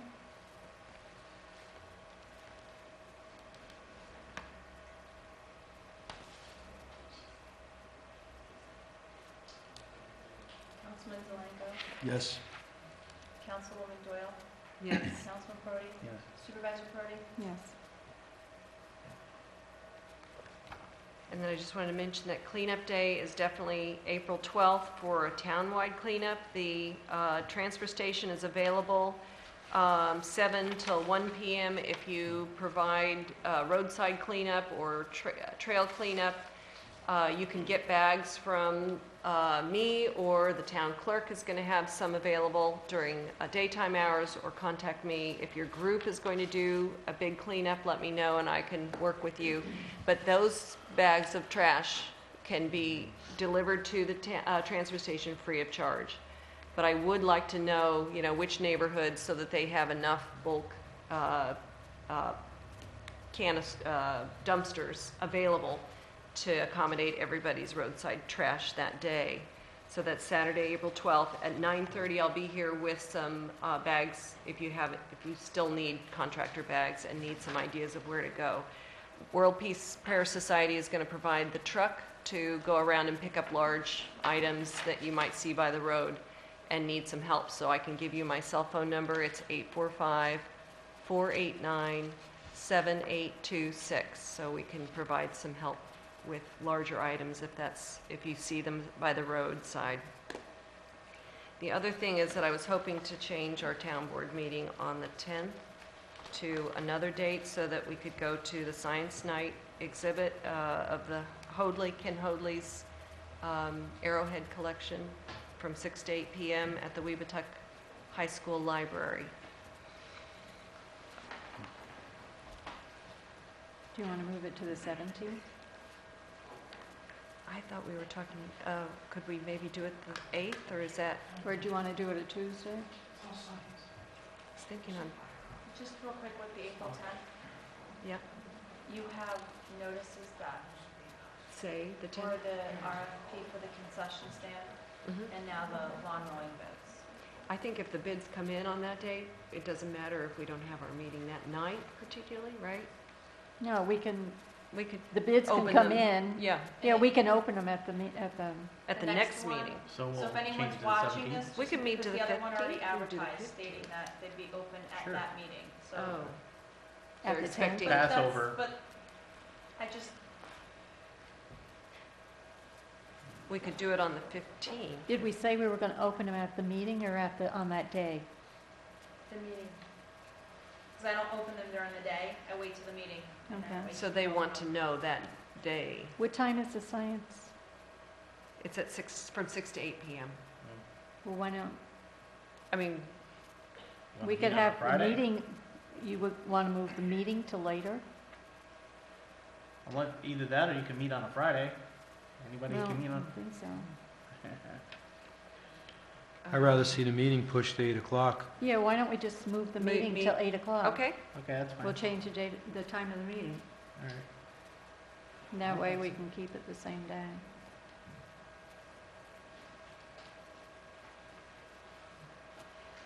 that's all I have. I got a question. We talked about rejecting the bids for the doors at the pump houses. I would think that, shouldn't we vote to reject those bids as a matter of protocol? Yes, I would say that. You want to make that motion? So I move that we reject the bids for the doors at the pump house.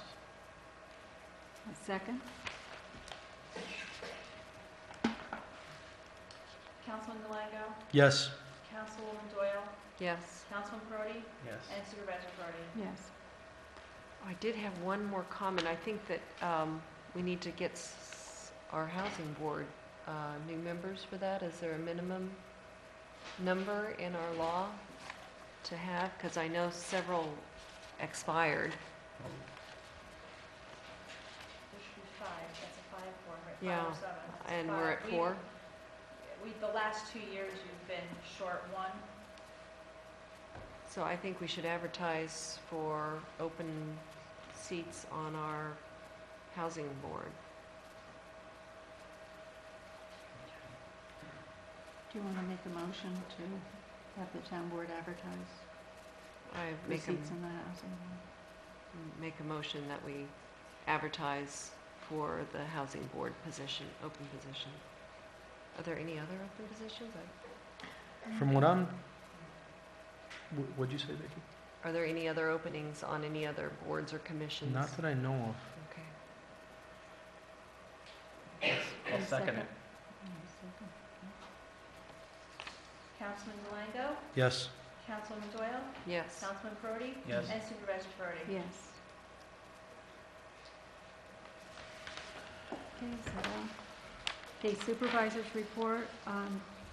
I think I sent you an amendment to the agreement, the town of Amenia and WSP Cells. They sent me an amendment. It said the letter shall serve as written request for an amendment to the above referenced contract for the Wasaig Trail to the Train. This amendment is primarily due to the addition of the following work items that were not part of the original project scope, some of which have already been completed. Environmental detailed study. During preliminary design, as a result of the initial environmental screening, it was determined that a Phase 2 survey was necessary to rule out potential endangered species habitats. WSP Cells retained Bagdon Environmental to perform all necessary services, including field surveys, comment responses, and a final report. And that's been completed. Also, right-of-way incidental and acquisition. During preliminary design, it was determined that 3 additional MTA properties would require permanent easements. The original contract assumed only 1 private property. The Bagdon out-of-pocket costs were $11,400 that were completed. And WSP services completed for the right-of-way incidental was $3,490 for a total of $19,520.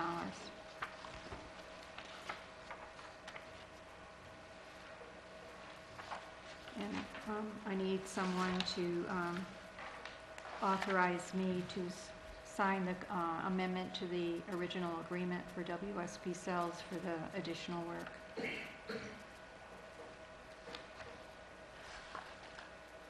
Has our lawyer had a chance to look at that, or are we sure that this is It was already looked outside of at by contract? Ian. Okay, and he recommended that it was in fact outside of Yes. the contract. I make a motion that we authorize Victoria to sign this amendment for $19,520 for additional out-of-scope work that was performed for the rail trail.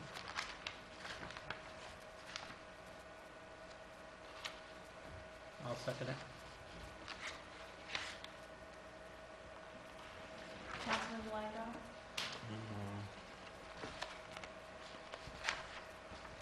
Yes. Councilwoman Doyle? Yes. Councilman Brody? Yes. And Supervisor Brody? Yes. I received a note from the Amenia Library. Dear Supervisor Perotti, past and present members of the Amenia Town Board, and Michael Haggerty, Grant Administrator. On behalf of the trustees of the Amenia Free Library Association, thank you all for your encouragement and guidance as we work through the process of applying for and implementing our participation in the Main Street grant. We are very grateful for the improvements to our building and grounds, and we hope you are happy with the result. Charlotte Murphy, trustee. That's very kind. I'm very happy with the results. I think it looks great. It's beautiful. Yeah, that's awesome. Okay, on March 25th, I met with the county computer services to discuss shared services with their computer IT services. We discussed, I met with Chris Barclay, Shared Services Coordinator, Timothy Mahler, Commissioner, Office of Central and Information Services, and Grant Haight, Deputy Commissioner, Office of Central and Information Services. They gave me some information about what the services they offer. I asked them to put a proposal together, and they are also looking at our website, and what I wanted from them is to look at our website and say, well, you have this and we can offer this, so that we have a basis of comparison. So as soon as I get that information, I will give it to the board. Will that be a formal quote for services, or for building a new website, or is it just a demonstration of, at this point, of what they can do? They're going to give us a proposal, and they're going to give us both Okay. of, of what they can do, and, the proposal to see what the cost would be. And then we could look at the whole thing and, decide if we want to do anything with it. The other thing I have is personnel and procedure changes, mainly in the bookkeeping department and some of the other areas at Town Hall. Our bookkeeper resigned in January. Our backup bookkeeper, Lorna Sherman, from the town of Northeast, which has the same accounting software, worked with me to do payroll, prepare vouchers, keyed vouchers to pay bills, submit quarterly federal tax, 1099, and retirement reports. Since segregation of duties was a controller's office issue, I instituted procedure followed by the town of Northeast and outlined in our municipal law book to have the bookkeeper put vouchers and supporting documentations together. Then the supervisor and town board reviews and signs vouchers. And then the bookkeeper numbers and keys the vouchers in the system and runs a list with the names of the companies and amount, and that's called an abstract. The separation of duties is that the abstract and the vouchers go to the town clerk, who compares names, amounts, and other information on the vouchers to what is on the abstract. The town clerk signs the abstract recording that vouchers have been received and match the abstract. Town board members sign the abstract and make a motion to approve the amounts for payment. Vouchers go back to the bookkeeper to print checks for the supervisor to sign. This is a new procedure that new bookkeeper Karen McLaughlin will be following. Cedar and Company, our municipal accountants on payroll since 2008, came by my request to do the W-2s. During conversations with them, I found they had only been to the Amenia Town Hall twice in 8 years to meet new board members and the assistant bookkeeper. Other towns, such as the town of Northeast, have their accounting firm come in January to audit all the cash accounts. We are going to start this procedure next January so that we know exactly where we stand in the beginning of the year with all our cash accounts. CEDAR is also, by contract, responsible for preparing and following the annual financial report to the Comptroller's office. The information they needed to do this was brought to their office in binders by the former bookkeeper. I requested that they send an accountant to get the required material and review the town of Amenia accounts, in addition to requesting an extension for the AUD, the Audit Annual Financial Report, filing from February 27, 2014 to April 30th, 2014, which was granted by the Comptroller's office. When the Cedar and Company did their review, what they found was payroll bank reconciliation was off by $694.39 as of 12/31/13. None of the prior year 2012 entries had been reversed in January 2013, so Karen McLaughlin will be reversing the entries provided on a list from CEDAR. SW Fund, which is the water district, had a budget to transfer $25,000 to Capital Reserve Fund that was not recorded in 2013. Karen and the CEDAR staff accountants will be working together to address the problems with between 2012 and 2013, in addition to putting together the required documentation for the AUD. Section 2019A of the Uniform Justice Court Act requires that town justices annually provide their court records to their auditing board, which is the town board, and such records then be examined or audited and that fact be entered into the minutes of the board's proceeding. To comply, CDOR sent a sample summary to be completed for fiscal year 2013, which will be presented in its entirety at the April 10th meeting. Letters, in addition,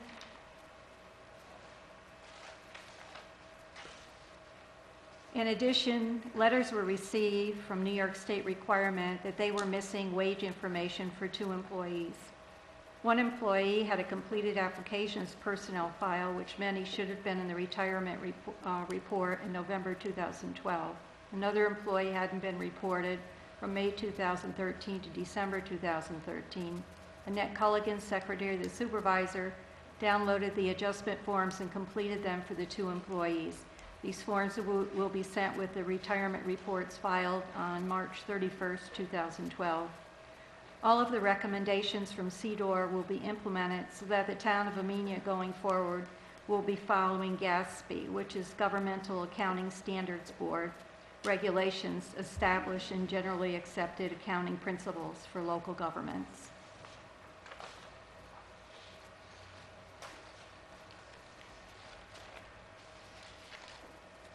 The other thing I had is that I just want to clarify for the record some inaccuracies in an Amenia Water District article in an out-of-town newspaper. The article stated the Amenia Water Company has been embroiled in a number of contentious situations over the last few months. Actually, the only contentious situation is one outstanding Department of Health violation. Coincidentally, the bad press the Water District and the operator are receiving started shortly after this violation was issued. On January 1st, 2014, I received a letter from the Department of Health regarding Amenia Water District Number 1. Dear Ms. Perotti, Part 5 of the New York State Sanitary Code addresses your responsibilities relative to ownership, operation, and monitoring of the above referenced facility. On December 21st, 2013, your operator, Marco D'Antonio, conducted a scheduled site inspection of Mr. Kevin K. Cassone's property, 4978 Route 22. Mr. Cassone was present. A violation of subpart 5-1.31 cross-connection control, effective date December 30th, 1992, has been issued. A portion of this code is presented below. The supplier of water shall protect the water system by containing potential contamination within the premises of the user in the following manner: by requiring an approved air gap, reduced pressure zone device, double check valve assembly of equivalent protective device consistent with the degree of hazard posed by any service connection. 2, by requiring the users of such connections to submit plans for the installation of protective devices to the supplier of water and/or the state for approval. 3, by assuring that all protective devices be tested at least annually. Records of such shall be made available to and maintained by the supplier of water. Such tests shall be conducted by certified backflow prevention device testers pursuant to the following requirements. Subsections I through V omitted. B, the supplier of water should not allow a user to establish a separate source of water. However, if the user justifies the need for a separate source of water, the supplier of water shall protect the public water system from a user who has a separate source of water and does not pose a hazard as detailed in subdivision A of this section in the following manner: by requiring the user to regularly examine the separate water source as to its quality, by approving the use of only those separate water sources which are properly developed, constructed, and protected, and found to meet the requirements of sections 5-151 and 5-152 of this subpart, by filing such approvals with the state annually. All users of a public water system shall prevent cross-contamination between the potable water piping supply and any other piping system within the premises. Any installation, service, maintenance, repair, or modification of a backflow prevention device shall be performed in accordance with the provision of any county, city, town, or village having a plumbing code. For this section, a backflow prevention device is an approved air gap, reduced pressure zone device. double-check valve assembly, or equivalent protection device designed to prevent or contain potential contamination of a public water system. All individuals who perform testing of a backflow prevention device shall be certified in accordance with paragraph A3 of this section. Based on the above code, one of the following courses of action must be conducted immediately to mitigate the existing cross-connection to a public water supply. 1, obtain an approval for reduced pressure zone backflow prevention device, install said unit and have tested initially and annually by a certified backflow prevention device tester. Attain a well abandonment permit from this department, properly abandon the well and disconnect the well system from distribution. In addition to addressing those unapproved source connection, it is recommended that all taps, including hose bibs and shutoff valves, be removed from the service line prior to the meter. Shall be no means of removing system water between the water main corporation stop and the meter. To do so is theft of services. Additionally, the section of service line from the foundation wall to the meter shall have as few fittings as possible. You are hereby directed to resolve this violation within 30 days. Please understand that continued noncompliance with drinking water regulations may necessitate a formal department hearing at which fines and penalties will likely be assessed to this public water supply. Should you need to contact me to discuss these requirements or have any other questions, I can be reached at 845-8486-3404. Very truly yours, Ronald D. Miller, P.E., Senior Public Health Engineer, Environmental Health Services.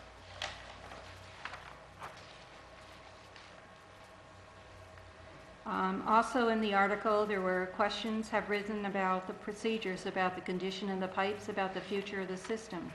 Regarding condition of the pipes, there have been approximately 6 water main repairs over 4 years caused by ground movement as it freezes and thaws, which is common to the area. Most of the problems have occurred because of corroded galvanized pipes that are service lines and owner's responsibility to repair. In addition, in the article, says the well house was broken into last year and the controls shut down for 2 days.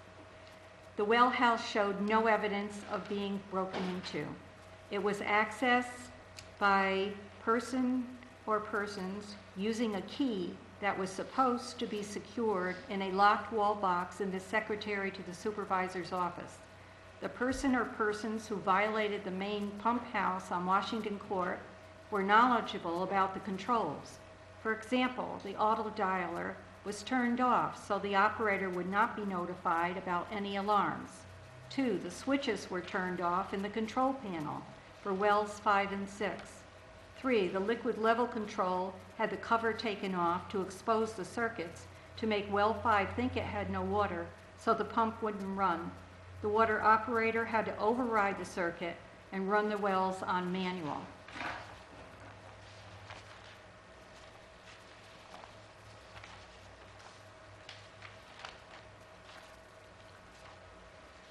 Also in the article, the story of Amenia's public system water supply goes back to 1964 when the town bought the water system for $27,500 from William Becker, owner of the private water company.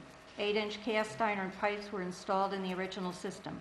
As new households were added, the system was expanded with newer pipes of 6-inch galvanized zinc-coated steel, 4-inch pipes, and 2-inch plastic pipes that are not approved for public water systems. There are no pipes used in our water district that do not meet public safety regulations that we are aware of. So are those pipes that you just listed not in fact being utilized in our water? I'm not sure what the correction was in that last statement. Can you reread that? I'll answer that question. I didn't hear, sorry. There was a list of types of pipes that are currently being used, and if you Marco, could come can you up go to and the just, podium? I mean, she can go back and list through, but which of those pipes are inaccurate? 6-inch galvanized zinc-coated steel, 4-inch pipes, Yeah, we have, 2-inch plastic pipes. that right, are we not have, approved. most majority of our water mains, about 70% of it has been redone. We have ductile iron, actually all down 44. Stanley and Gary Bonds have put in plastic 6-inch mains throughout Lake Amenia. All that area over there. The only old pipes that we have right now is 6-inch. There's a very few 8-inch, mostly 6-inch cast iron pipes that are approximately 50 years old, actually. They were the replacements for the wood pipes years ago that they replaced when the system actually, I think, was built. Andy, and correct me, it's from the fireman's book that you had lent me, I think it was like 1865 when the water department actually was made, because that's when the fire department came around, was actually developed. And I believe it was 1865, and that's when they would have used the wooden pipes. But the cast iron mains that we have now,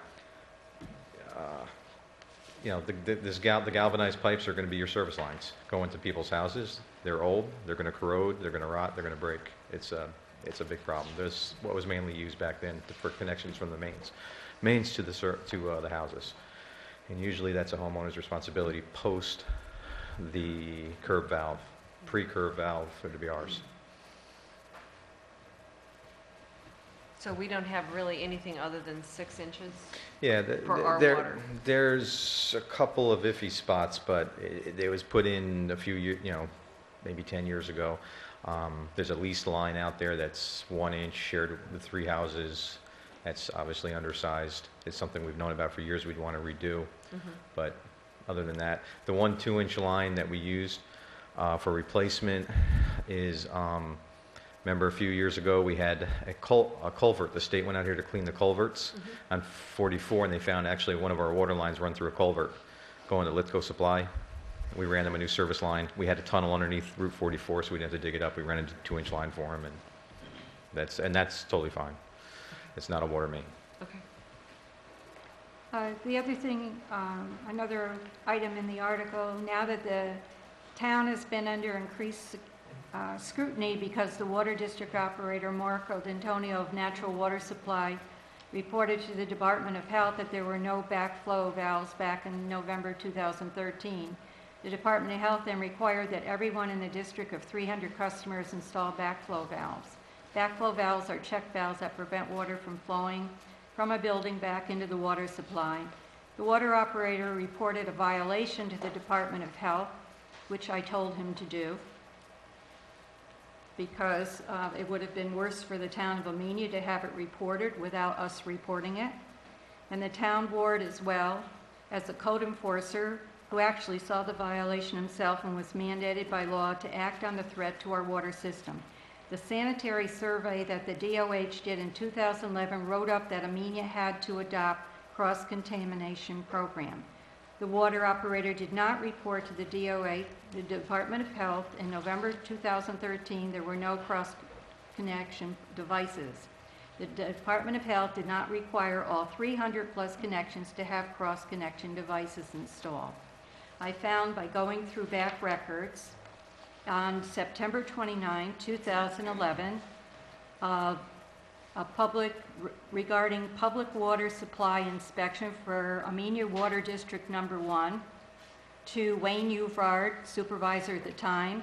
Dear Mr. Uvrard, Part 5 of the New York State Sanitary Code addresses your responsibilities relative to ownership, operation, and monitoring of the above referenced facility. On September 27, 2011, this department conducted a scheduled sanitary survey of the above referenced public water supply system. Your operator, Marco D'Antonio of Natural Water Services Incorporated, insisted. On page 2, it says, the facility are generally maintained in good operating condition. However, the following deficiencies were observed. Number 2 is, as previously requested, the town is delinquent in providing a copy of the Amenia Water Systems Cross-Connection Control Program. The planning and implementation steps, including suitable timetables, must be approved by the local health department. Said plan must be received at this department no later than November 30th, 2011. So it was at that time that the town was put on notice through our state sanitary inspection that we needed to have this system. In our minutes on Thursday, April 11, 2013, in water report, Marco D'Antonio, the board of Marco D'Antonio discussed in length the backflow certification program he previously submitted to the board. He questioned the board why are looking to reinvent the wheel when a program he submitted was an approved document from Department of Health. And at that time, John Fenton, building inspector, states he sent out letters to places in town that required having the inspections done. He suggests that the town adopts the program. And we passed a motion by Councilwoman Doyle, made the motion, seconded by Councilwoman at the time, me. Motion to adopt the cross-contamination policy with a start date of April 18, 2013, and a compliance date of July 18, 2013. So the reason, and not everyone has to have cross-contamination. Another item in the article, they are required by Department of Health regulation. All commercial customers have now installed backflow valves. Residential customers have not yet complied. Examples of properties needing backflow preventers are restaurants, auto repair shops, and gas stations. Most residents and some commercial establishments do not need them. Another item in the article, how much money is set aside for capital improvements and repairs? That question went unanswered and when posed to the water operator and water committee chair, May Jones. They should have done is asked the bookkeeper. They would have gotten a straight answer. According to the Dutchess County Water and Wastewater Authority's Bridget Barclay, a percentage of the district's income should be set aside for capital improvements and repairs. One committee member said the Amenia only sets aside $20,000 a year for capital improvements. Well, I have the 2014 budget, has a line in it for capital reserve fund for the water district, and it has $25,000. I ran a balance sheet that has a money market for Amenia Water at $50,107.55, cash and CDs, $50,083.09, cash and CDs, $25,000, cash and CDs, $24,541.65 for the capital fund for the water district. So for a total of? Besides the cash in the Amenia Water account, there's $201,692.06. Deficient computer software and lack of guidelines for processing complaints is causing problems with billing. And the committee, the billing clerk, and water operator have been stating this for years, and new software options are being looked at currently. I stopped at the booth at the Association of Towns conference that I went to, spoke to representatives from Williamson Law, also spoke to representatives of KVS. They have since called me, and I will be scheduling meetings where we can look at the software options for better computer software with the billing that are more user-friendly. The Williamson Law one I saw when I was in New York City, I was particularly impressed with because you could create a report any way you want. Even if you just put a spreadsheet in there, it would pull in all the information for whatever report you wanted to create on that spreadsheet. Particular concern is the lack, from the article again, a particular concern is the lack of water district documentation. Exact location of boundary is fuzzy. And the answer to that is town maps, which are in the town assessor office, have this information. The Amenia Town Board is the owner of the water supply. As such, it is the responsibility of the supervisor and the town board members to oversee the water district as well as the water operator with the assistance of the water committee. Any problems, deficiencies, or areas of improvement will be looked at and acted upon.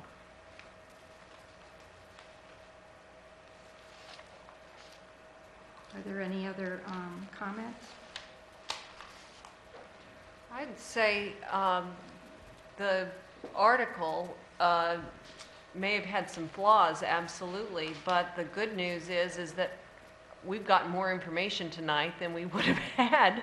And, you know, Did everybody in the water district know that you have $200,000 in capital improvements? No, we did not know that. I'm sorry, but this is what newspapers are for. They may get it wrong, but we all have an obligation to get those information right. There should be a follow-up letter to the editor that says, here are the facts. Thank you for, bringing this opportunity. People are talking, people want to know the answers. What are the sizes of the pipe? What's the condition of the water pipes? Let's find out the information. So I think it's a grand opportunity Well, I to don't get the think- information out. I don't think I'm going to be thanking anybody for misinformation. It's an opportunity Without checking to the do it. facts. Did There are a anybody lot of things follow in up? here that were no facts. That questions weren't asked and facts were not checked.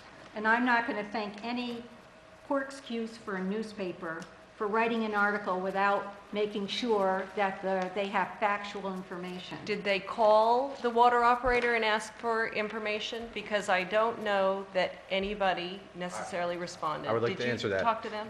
Yes, they did call me. I refuse to comment.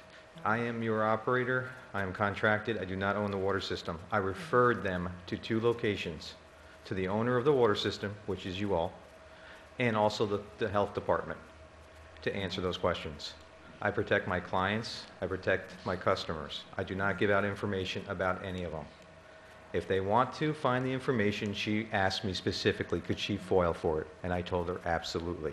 But I refuse to comment about any matters legally or about the security or anything about our water system at all. And since this article has gone out, I have gotten numerous phone calls because of people asking, what's going on? Do we need these backflow preventers now? Now, we caused a little bit of a panic. We probably caused people to get in a little bit of a stir there, a little bit. I should say we didn't, the newspaper did. The facts should have been, I agree with Victoria, the facts should have been brought out. As for the money, I am absolutely surprised, and thank you for that. We have asked for that for years. Yeah. We've asked, Sherry, every single year, at the end of the year, the Water Committee has asked, what is our end-of-year wrap-up? How much money do we have in bonds? I was always told, oh, we just rolled it over in a bond, 25. Well, how much is in it? We have never gotten an answer. We have never gotten an end-of-year balance that was accurate either. And we've always shown in the red. And I truly don't believe, if we're in the red, we're very close, and we may be even in the black. The other thing is, why is our budget always scheduled higher than our revenues? Several years ago, we brought up how to increase those revenues, and the board has never approved those methods of increasing the revenues. Well, then they need to be presented again. Yeah, I think we have the right board now to get things done, that we can move forward and get this done, and it will be presented again. The Water Committee is working on this. May brought up earlier about working on the laws and instituting new laws in the water system. I'm rescinding myself from that whole thing. If they want to ask me for technical advice, that's fine. I referred them to New York Rural Water to help write those laws, so there's no partial law writing or whatever. I will not be involved in that process. I asked myself for them not to involve me, unless it's something that's very specific that they need an answer for. I asked them to use New York Rural Water. And I've already talked to them, and they said they would gladly help us. And guess what? It's free. And they deal with systems all over New York State, so they have a good baseline to work with. So it looks like we're going to move forward. We're going to move Yes, we forward. are, from We're going to move here. forward. I think we have the right players in place. I think we have the right committees in place. We have the right board members in place. I think we're going to definitely move forward.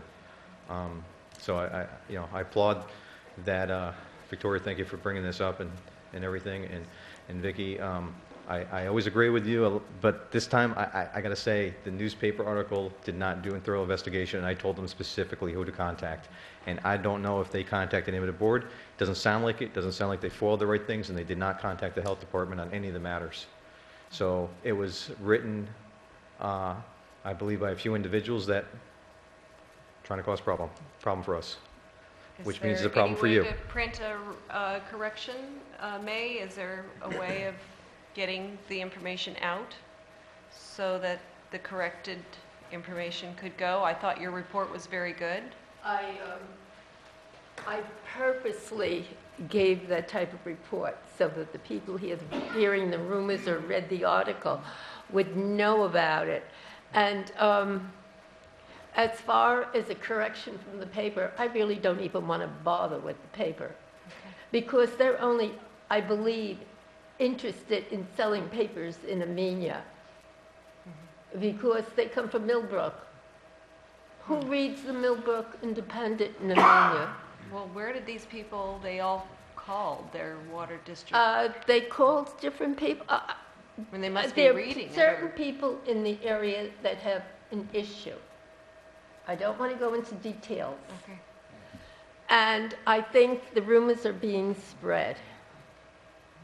Well, And, And unfortunately, they were given some incorrect information from a water committee member, whoever that well, may he be. was not speaking through the water committee. He was speaking on his own. And he does not live in the water district. so could a letter go to the, with the water district bills the next time, a factual bullet point of your description? Would that be helpful? Probably half of the people don't even know about it. Okay. I mean, So we're only wouldn't- going to stir more trouble. Okay. Well, I wanna- I believe a lot of it was addressed tonight. It'll be on YouTube if people want to see That's right. what the truth is. It's one thing, I'm glad we have all that money. Every time I asked, you have only 50,000. And now, the people in the water district, I mean, we don't have to raise their taxes as much, or maybe even leave the price. It's reserved, though, for capital improvements. Yes, It's not right. I for realize operating. that. Yeah. But instead of saving 25,000, maybe we could lower Back off. to 20 or 15,000, you know. We'll see how we, and, well, at least now I have more faith in the board. Thank you. Thank you, Kay.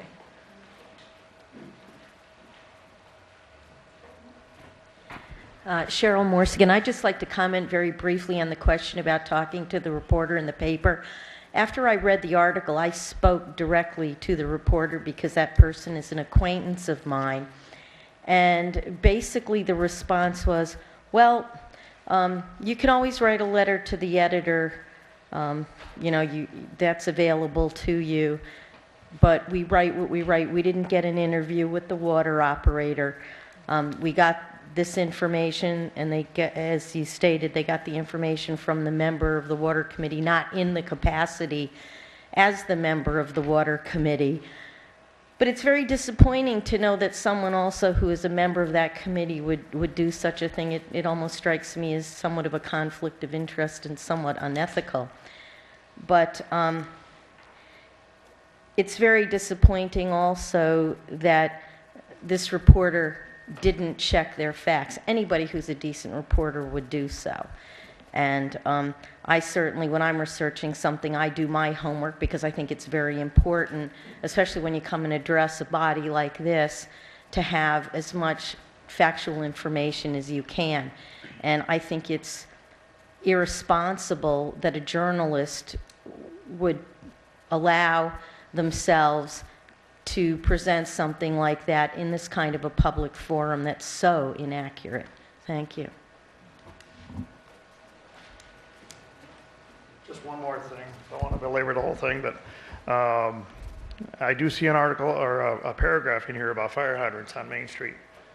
And we had a fire here 2 or 3 weeks ago, and we did use a hydrant on Main Street that flowed water to fight the fire. So I just wanted to let everybody know not to panic. I mean, if some of the hydrants don't work, I understand that, but we draft water from ponds and lakes, and I just don't want everybody to panic, thinking there's no water in town to fight a fire. So there's oodles of water in ponds and lakes, and it's rare that you have an event on Main Street, but it does happen occasionally, and we've always found a way to find water. And last week we did, and that hydrant worked fine in front of the town hall. Great. Well, just to let everybody know that. Thank Good you. to know. Thank you. Thank you, Andy. Is there anything else? I make a motion to adjourn. I'll second that.